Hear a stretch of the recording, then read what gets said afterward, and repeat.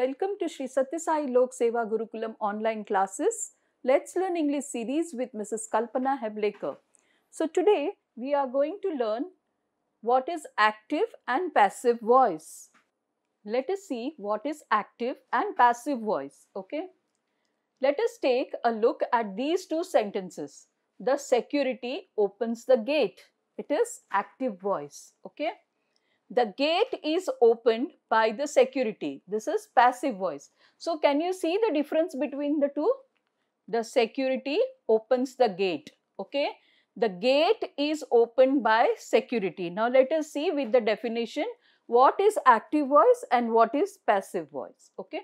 The voice of a verb expresses whether the subject in the sentence has performed or received the action.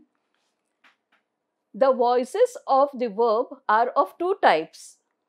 Okay, active voice and passive voice. Now let us see here. The security opens the gate. Okay, the security, what is this? This is the subject, opens the gate. Okay, and here the gate, that the object is first. So the gate is opened by the security. So understood what is active and passive? We'll go further and you'll understand it better. Now let us see what is active voice. Active voice means a sentence that has a subject which acts upon the verb. Okay. Active voice means a sentence that has a subject which acts upon the verb. When an action is performed by the subject which is expressed by the verb, it is an active voice. It is used when clarity is required between the subject and the verb. Now let us see the structure of active voice. Subject plus verb plus object. Okay. Now we'll take with examples. I, which is the subject, will clean. Clean is the verb. The house is the object every Sunday. Okay. Here see. I is the subject, clean is the verb and house is the object. So this is an active voice. So Ram ate 6 rotis at lunch. So Ram is the subject, ate is the verb, okay, rotis is the object, okay. Dad read the book in one day. So dad is the subject, verb is read, the book is the object. The heavy rains destroyed the crops. Okay, heavy rains destroyed the crops. The CEOs of 2 companies are going to sign an MOU. Okay. Now let us see what is passive voice. Passive voice means the subject is a recipient of the verb action. Passive voice means the subject is a recipient of a verb action. When the action expressed by the verb is received by the subject, it is passive voice.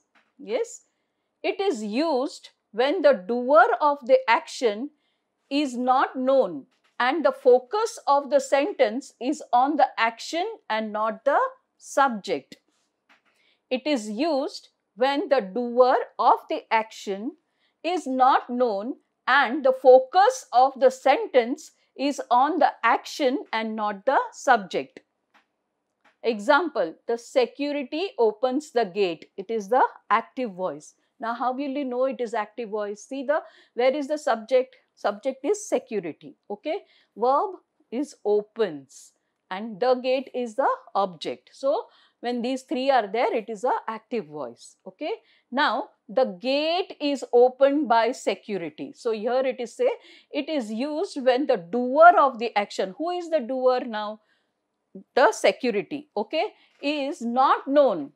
And the focus of the sentence is on the action. See, now the gate is opened. Okay. So the action here, the focus is on the gate is opened and not on the subject, not on the subject security. So the gate is opened by the security is the passive voice. Now let us see the structure of passive voice. Object plus auxiliary verb plus past participle plus by, with, to and subject. Okay. Ramesh wrote a letter, active voice. What is the structural formula for this? Subject plus verb plus the object. Okay. That is the active voice. Now the structural formula for passive voice is, see, subject plus verb plus object is the structural formula for active voice. Now see, a letter was written by Ramesh, that is passive voice. Now why? Here see, the object is the letter, okay, was is the auxiliary verb, okay, written, okay, past participle of the verb, by Ramesh, that is the subject. So by we are adding with or to whenever necessary. So by Ramesh. Okay, understood? Yes. Now see, the structural formula we already discussed. Object plus auxiliary verb plus past participle plus by, then by and subject. Okay. The house will be cleaned by me every Sunday. So the object is the house, auxiliary verb will be, verb is cleaned by me is the subject. Okay. At lunch, 6 rotis were eaten by Ram.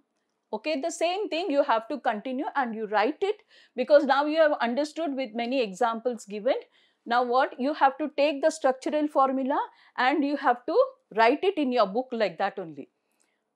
The book was read by Dad in one day. Okay. So will you do this? Yes, very good. Then the crops were destroyed by heavy rains. The crops were destroyed by heavy rains. Okay. Here which is the subject? Yes, rains, correct. The crops, what was destroyed? The crops. Okay. Then were, auxiliary verb, destroyed is the verb, by heavy rains. Okay, the subject. Then an MOU is going to be signed by the CEOs of 2 companies. Now here, what do you mean by MOU?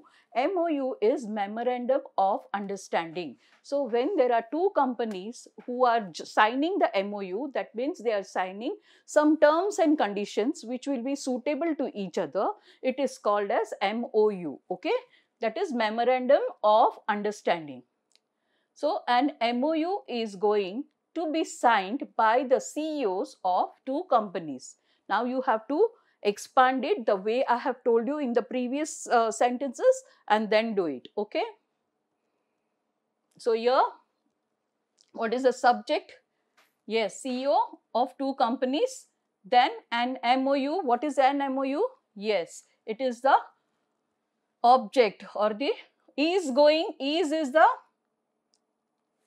auxiliary verb, correct. Going is verb, correct. Then by the CEO of 2 companies, yes, subject. So now you have to do like that on your own. Okay, yes. Now let us see what is thought for the day for loud reading and handwriting practice. As I told you, some of you are writing in print handwriting and some of you are writing in cursive writing. Okay, so cursive writing, you always have to write it clearly, because sometimes the 2 words are joined and there is no gap given between 2. So it is not known properly. So you see and be careful, and wherever there is capital, you put capital letters, and wherever there is space, you put a space. Okay, now let us see. Happiness is union with God. Worldly happiness is transient and is always followed by sorrow. But divine bliss is permanent and is never dependent on external circumstances. This kind of divine joy can be experienced only when His presence in the heart is realized. Okay, this is said by Sadhguru Sri Madhusudan Sai. So write this carefully in your book I think you have divided the book into two, right? So you write this properly, and whenever for loud reading, you have to do loud reading at least 2 or 3 times this quote, and then either you can talk to your friends, or in the school early morning, no, there is thought for the day. Okay, so all schools follow this before the prayer or after the prayer. So you can say this thought, which is very thought provoking. Okay, thank you.